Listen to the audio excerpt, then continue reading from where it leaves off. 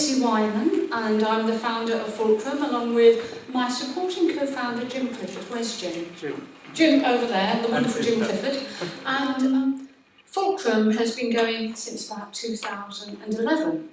It's amazing to think it's been 5 years. It was something myself and a friend, Jim Clifford, thought of back then, because what we were conscious of was after the financial crash, around about that time, we were expecting a spiritual renaissance. I don't know if you can put your minds back, and everybody was saying, gosh, the financial crash, everybody's going to just search that bit deeper. What's life really about? And then it didn't happen. And so we thought, well, what can we do? And, everybody has to do their bit. And I'd been thinking for a while about all the people I knew that I wanted to bring together to have really rich, deep conversations about these issues. And I met Jim, and he said, okay, you can have my boardroom, and I'll rustle up a few people and, provide some food. And it happened. And some lovely people came to that first event where we talked about leadership. But I guess it was slightly different to your typical networking event. I remember one of my guests that evening said, I thought I was coming to talk about leadership post-comprehensive spending review.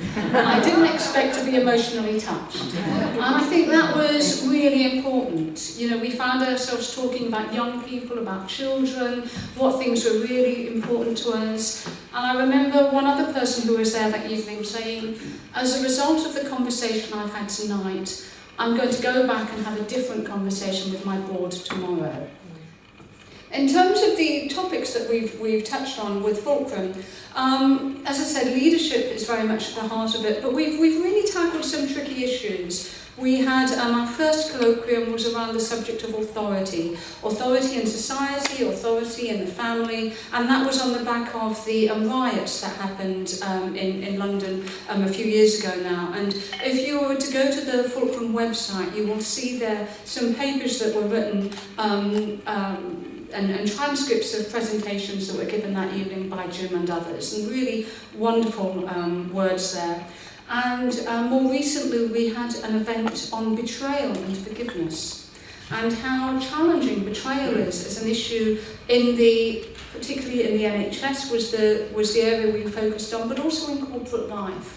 Where as leaders, how do we feel when we have to appear to be betraying people and people feel betrayed because of the social contracts and such like that they have with their employers, with the NHS and others. And so that too went to the heart of some really tricky issues for leaders to talk about.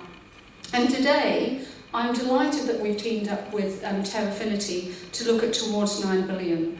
With everything that's going on in the world around migration, around climate change, this is a really hugely important topic. But I'm particularly excited by the fact that we have young people in the room. And I'd like to thank Catherine Waddington, who's the she's the head of psychology at the University of Westminster, who's brought along a number of her psychology students who are, where are you? Oh, put your hand bigger, yes, because you are the future leaders of tomorrow. So I think one of the key things around this agenda is the need for intergenerational equity, because we have created a situation where future generations are going to be challenged by some serious issues. So we need to really have this intergenerational dialogue and make sure we're hearing from young people and that their ideas and thinking are incorporated into our discussions. So that's really important. We cannot solve the 21st century problems with the 20th century mindset that we've had before that has created those problems. And so one of the things we're really keen to do is create a thinking environment where people can say what they really think, regardless of hierarchy and power differentials. That's really fundamental.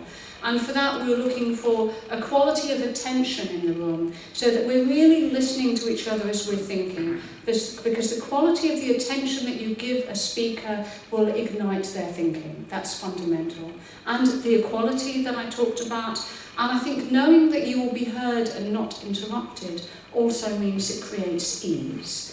So often we're rushing to find answers, and we see that whether it's in meeting targets in the NHS or in quarterly reporting and such like, as opposed to looking at short, medium and long-term solutions. So today we want to have some ease and take the time to really listen to each other as we think together.